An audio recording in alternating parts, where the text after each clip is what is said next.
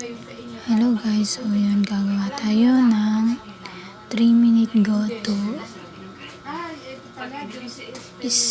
shake, quick, easy, and healthy. Ang kailangan lang natin ay mango and apple. Isang apple ang ginamit ko dito. Ayan, pero dami na, sobrang laki ng apple. Ayan, mango naman ngayon. Mango, 2 mango ang kailangan natin para makagawa tayo ng shake, ng random shake, yung matatawag natin doon. Yun na lang, hindi ko na alam smoothie ba or shake ang tawag dito. Ayan, so pwede natin lagyan ng yelo syempre dahil mainit. Ito na ang kinalabasan, sobrang sarap ng shake. 3-minute shake, quick, easy, and healthy pa. Ayan, kailangan natin